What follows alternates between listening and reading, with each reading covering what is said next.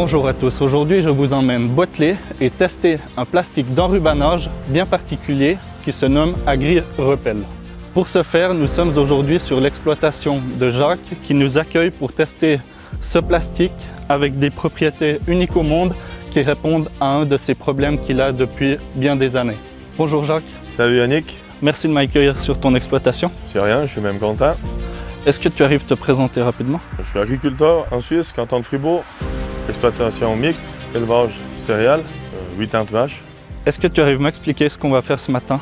Aujourd'hui, on va boiteler 20 hectares, ramasser. Tu peux ramasser, mais pour moi, c'est tester ce produit-là. Il est censé résoudre un de tes problèmes, on l'a dit. Deux problèmes. Deux problèmes, ok. Les rongeurs et les oiseaux. Les oiseaux, c'est les corbeaux sur les champs, avec quelques rongeurs, mais ça c'est assez rare. Par contre, les rongeurs, c'est plus sur le lieu de stockage pendant l'hiver. Okay. J'ai toute ma ferme qui est entourée de haies, d'arbres.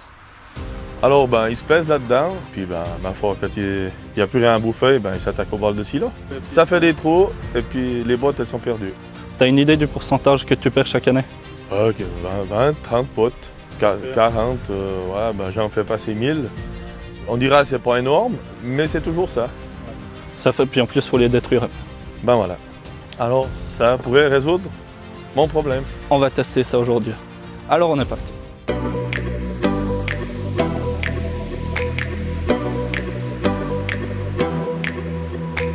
Alors, on est parti maintenant. Il faut aller préparer les ensembles. On va les graisser et préparer la boiteleuse. Pour préparer le matériel, on va aller dans la cour de l'exploitation.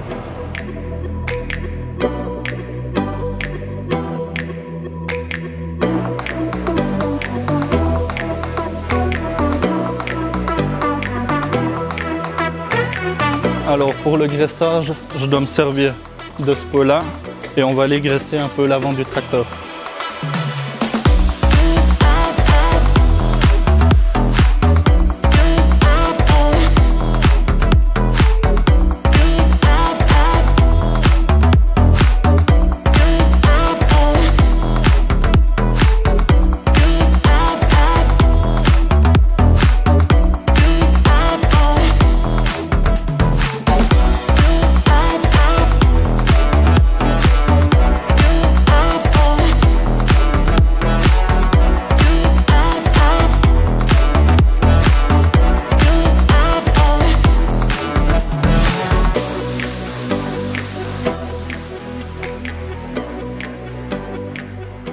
Alors l'ensemble de pressage vient de partir, moi je vais prendre ce petit ensemble pour rassembler les boîtes.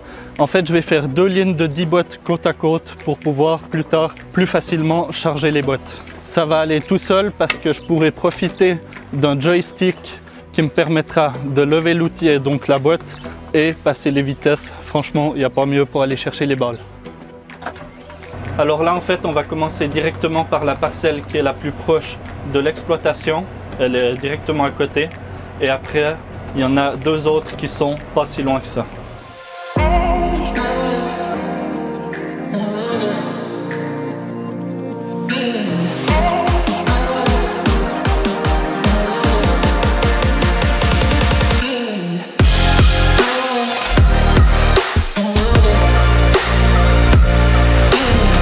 Alors la parcelle a déjà bien avancé, j'arrive au bout, en fait il lui reste 3 lignes là. Actuellement, il est là-bas. Moi, avec le tracteur, j'arrive assez rapidement ramasser les boîtes qu'il vient de faire et les poser en ligne de 10 pour faciliter le ramassage plus tard. Je suis assez étonné, j'arrive à être assez rapide pour qu'au final, je suive directement son travail. Je vais ralentir un peu. Et on est parti.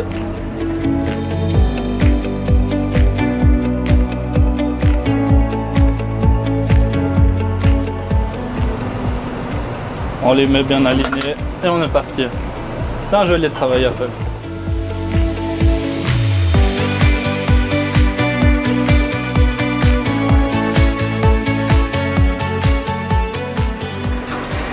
Et une boîte pour moi. Là, sur cette exploitation, il en est à sa 3e coupe et en gros, ce fourrage est destiné à son propre bétail.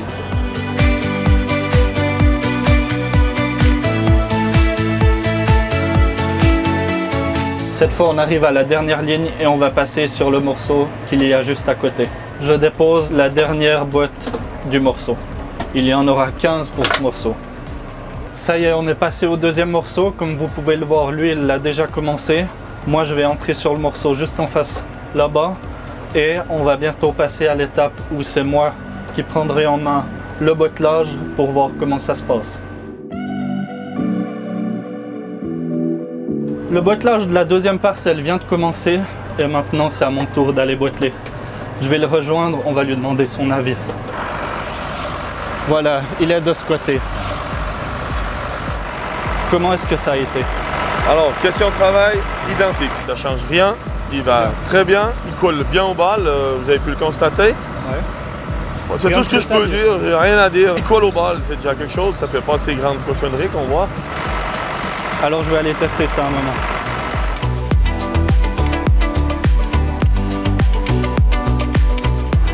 Maintenant, le but est également, quand on bottelle, de faire les boîtes les plus belles possibles pour que le fourrage reste bon, pour que le stockage reste bien en place.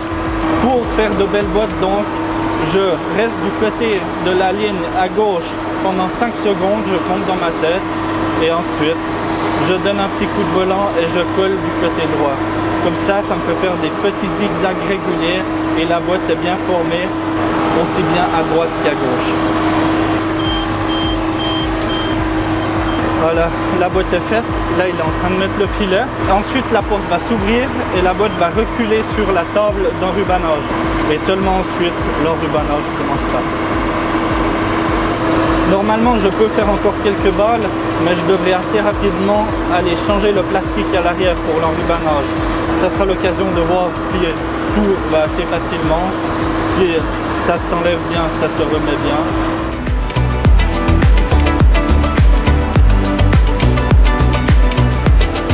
Voilà, je rentre le tracteur pour qu'il soit à l'ombre. Alors là, en fait, je viens de terminer de botteler le petit champ.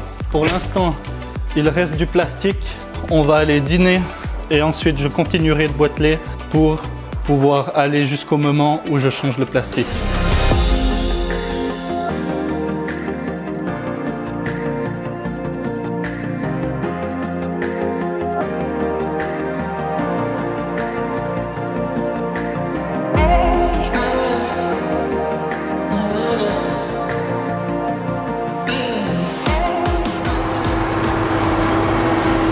Ça y est, nous avons dîné.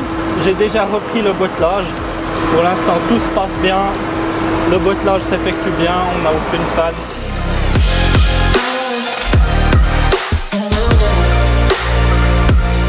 Ça y est, le plastique est terminé. Il faut aller le remplacer. Ça fait depuis le début de l'après-midi que je boitelle. Tout ça a déjà été fait. Il y a déjà un tas là-bas de quelques boîtes et maintenant, il faut changer le plastique.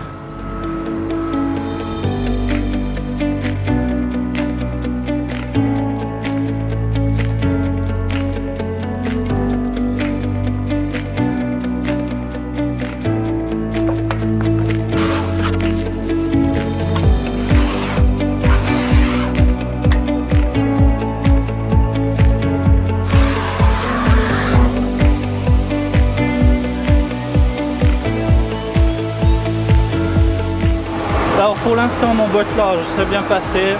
Je vais changer d'ensemble et repartir sur l'ensemble pour rassembler puis ramasser les différentes balles. Voilà, une boîte est en train de se faire. Je vais en profiter pour prendre le tracteur à Jacques. Voilà, alors moi je reprends du coup cet ensemble-là pour ramasser la dernière boîte qu'il y a dans ce morceau et donc l'aligner aux autres.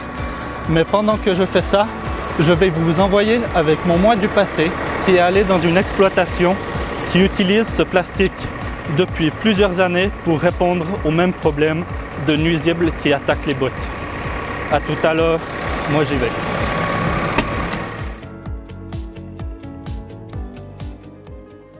L'exploitation est juste ici, dans une très belle région du canton de Vaud en Suisse. Nous allons y retrouver Yann qui va nous parler de son expérience. Bonjour Yann. Bonjour. Merci de m'accueillir sur votre exploitation. Est-ce que vous pouvez vous présenter en quelques mots? Je m'appelle Yann Curtet, j'habite à Jurien, je suis éleveur de vaches laitières avec un cheptel d'une centaine d'animaux et je suis stationné sur le canton de Vaud. D'accord. Je vois que vous avez des balles d'enrubanage là derrière, vous vous en servez pourquoi? Alors je produis différents types de fourrage, je produis une partie de l'ensilage de luzerne, une partie de l'ensilage de céréales immatures et une partie en maïs ensilage. Est-ce que vous pouvez me parler du moment où vous avez décidé de changer de plastique? Simplement, ça s'est passé que j'étais pas satisfait de mes anciens fournisseurs. J'ai été approché par la maison Interfoil qui, eux, m'ont proposé le plastique, Arani Plastique. Et j'ai été très satisfait du produit. Quel a été l'élément déclencheur pour passer sur un plastique qui protège contre les nuisibles? Alors, on avait résolu ce problème de qualité de plastique, de colle plastique qui nous satisfaisait bien, mais on avait toujours une grande bagarre avec les corbeaux dans la région. Et ça nous détériorait la qualité de nos enrubanés. Et ça, on avait de la peine à l'accepter et il fallait absolument qu'on trouve une solution. Se faire détruire le travail alors qu'on vient de le faire. Voilà, qu'on a passé des heures et de l'investissement, il nous fallait trouver une solution que point d'autres fournisseurs arrivaient à nous fournir. Depuis combien de temps vous avez trouvé cette solution du coup? Ça fait 3e année qu'on travaille avec l'AgriRapple. À quel moment vous vous êtes dit ça marche? La première année. D'accord.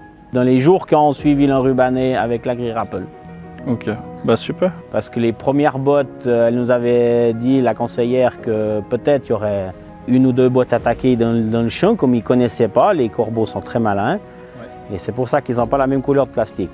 Pour ça, ils ont fait quelques trous sur certaines bottes et après, plus rien. Du coup, ils ont goûté, voilà. Ils ne reviennent plus. Et mes collègues qui avaient d'autres couleurs se font attaquer, toujours. Concernant le prix? Nous, ça n'a pas posé de problème vu l'économie qu'on a fait sur... on n'a pas eu de perte sur les fourrages. Gain de temps, pas besoin de trier les fourrages moisis. Et puis il y a toujours le visuel qu'on voit sur le marqué. Et puis il y a une part microscopique qu'on ne voit pas. En fin de compte, vous avez un trou comme ça. Et puis vous avez une moisissure comme ça qui n'est pas détectable. Et puis ça amène des mycotoxines, ça amène plein de mauvaises choses dans les fourrages. Surtout que nous, quand on fait de la ration mélangée, on peut difficilement se permettre d'avoir des résidus de toxines dans les mélanges qui sont stockés 2 jours dans la crèche. On a toujours été assez pointilleux et on bataille toujours. Et puis on a vraiment eu satisfaction avec la maison qui diffuse ce film. Là, je reviens de l'exploitation à Jacques qui fait une bonne millier de boîtes par année. Lui, il est aussi pas mal touché sur son lieu de stockage. En gros, vu qu'il ne stocke pas sur une place de bétonné, les souris attaquent par le solde et le fourrage est perdu. Là, je vois que vous n'êtes pas sur une place bétonnée non plus. Est-ce que vous avez des soucis avec les souris ou bien ça va? Alors, je vais être honnête avec vous, le stockage sur une place dure ou comme on voit sur de la terre, contre les rongeurs, c'est très difficile de dire que c'est 100%.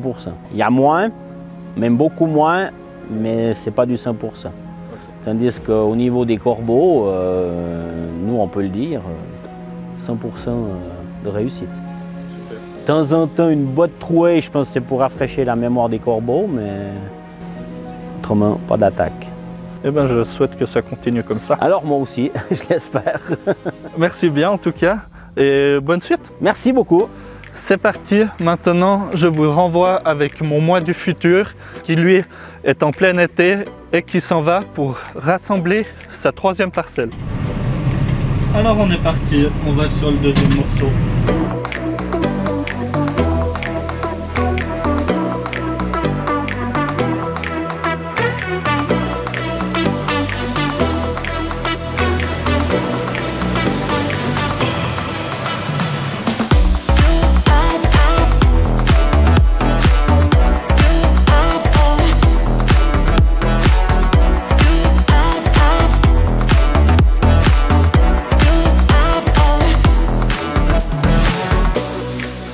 Alors voilà, j'arrive au bout du ramassage. Le pressage est aussi également bientôt terminé juste en face de moi. Sur ce site un peu plus éloigné, on va venir ramasser les bottes que demain. Ça laissera l'occasion de voir si les oiseaux l'attaquent parce que c'est un site où il y a assez peu de personnes qui passent par là. Ça ne sera pas moi qui le ferai, mais on pourra retrouver Jacques pour lui demander si elles ont subi des attaques comme celles des coupes précédentes cette année. Jacques a atteint sa dernière ligne, il a désormais fini de presser. Moi, il me reste 1, 2, 3, 4, 5, 6 bottes à ramasser et après, j'aurai fini de tout rassembler.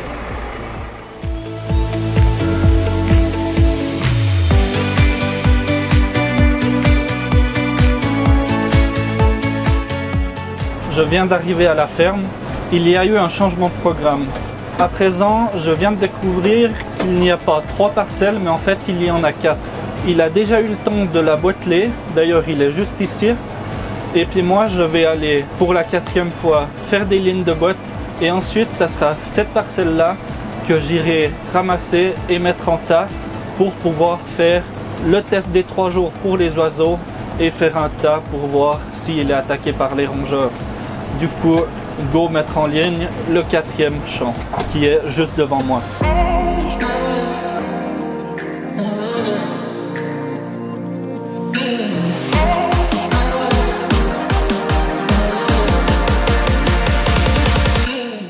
Alors voilà, il est temps de passer au test des oiseaux. En gros, on veut mettre en place un test un peu extrême. Il faut savoir que le pire pour les balles sont les premières heures passées sur le champ. Lorsque les machines sont encore sur le champ, il n'y a pas de problème car il y a une présence humaine. Mais dès que les machines s'en vont, les oiseaux viennent et picorent le plastique.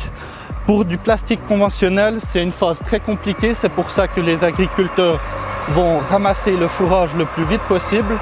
Mais là, on va faire exprès d'en laisser au bord d'une forêt, donc éloigné de tout être humain qui pourrait effrayer les oiseaux et devant leur hôtel favori, donc des arbres. On va en laisser 4 là, 3 jours.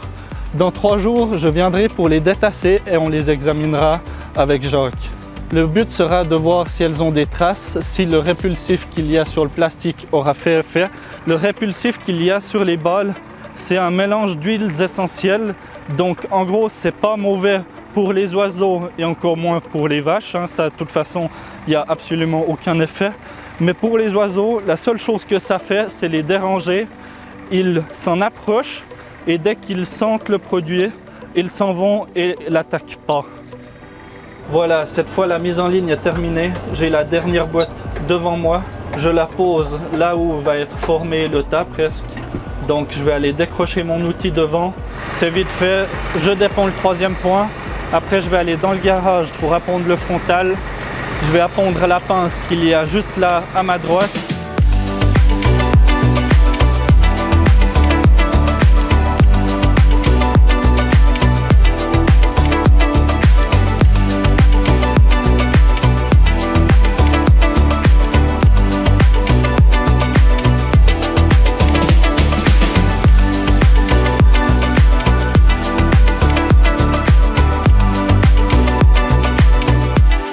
Ça y est, le tracteur est appondu à sa remorque et a maintenant son frontal et sa pince.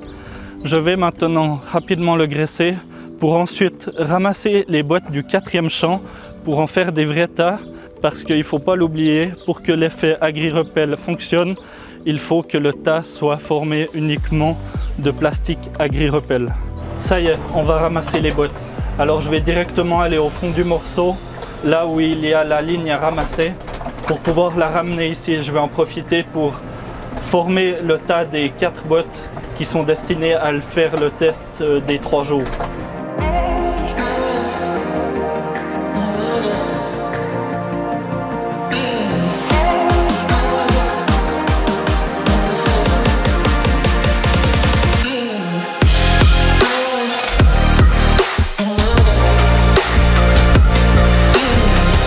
Ça y est, le char est chargé et le tas des 4 boîtes est prêt pour ces 3 jours de test.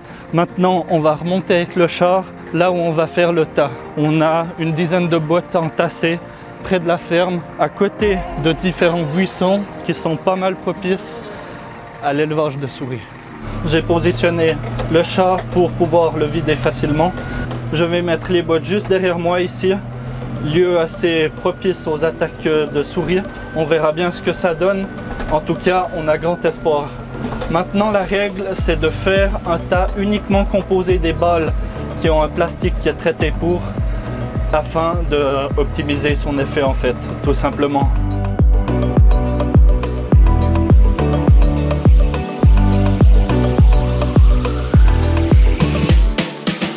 Et une fois qu'on aura vidé, on se retrouvera devant le tas avec Jacques pour qu'il nous explique son ressenti au niveau de l'utilisation. Au final, le meilleur qu'on peut lui souhaiter, c'est qu'il trouve que ça va comme un plastique traditionnel. En tout cas, moi j'ai, en l'utilisant, rien perçu de spécial. Tous les points importants sont présents, comme le fait que le plastique colle, comme le fait que le rouleau soit dur à dérouler. Je pense qu'il doit être content, mais on va lui demander ça. Bon voilà Jacques, après une journée à boiteler avec ce film, est-ce que tu arrives à m'en parler? Pour le travail, il n'y a aucune différence. D'accord. Il est résistant à la rubaneuse. Jamais une boîte s'est déchirée. Ouais. À la pince, elle ne glisse pas. Pourtant, il a une sensation plus gras. Ouais. Il y a une petite odeur aussi, mais c'est un bon plastique. On verra dans 6 semaines. Au niveau de la prise en main du rouleau? Aucune différence. Non. Bon, bah tant mieux. Puis ça, c'est un bon point, on est d'accord? Ouais.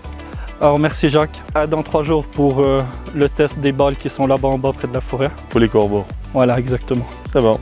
Et puis à la prochaine. Adieu Yannick. Les boîtes qu'on a fait aujourd'hui seront ramassées demain matin et demain après-midi et entreposées ici. C'est un bon moyen pour l'agriculteur de tester ce plastique. Il y a une haie juste ici.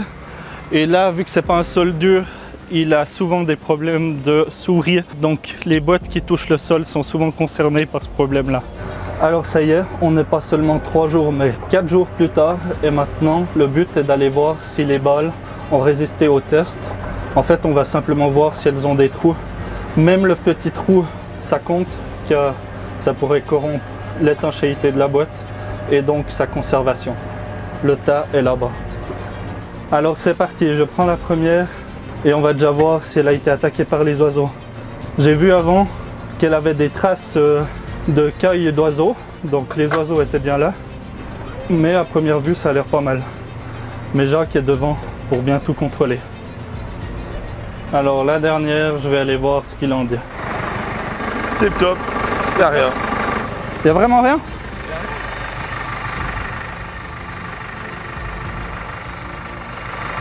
Ok. Et pourtant, là, c'était bien mis pour les souris. Hein. Ouais. Du vieux foin pour faucher. Ouais, c'est sûr. Les 2 autres qui touchaient le sol non plus? Rien, il n'y a rien. Puis les oiseaux, pas de problème? Non, rien. Bon, parfait. Alors on va les remonter et on se retrouve devant le tas pour conclure.